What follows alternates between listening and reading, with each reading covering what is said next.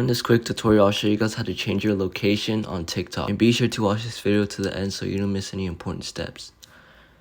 So in order for you to do this, you will need a VPN or proxy. And you can get one of those by simply downloading it on. So once you find a VPN, all you have to do is just open it.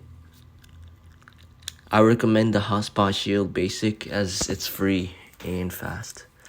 So once you're here, all you have to do is just pick a location. So if I want to change my TikTok location to like Argentina, I can do that by simply clicking on Argentina and click that.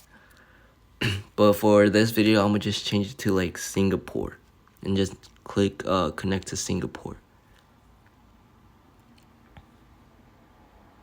Now, as you can see, I have successfully connected to the VPN in Singapore.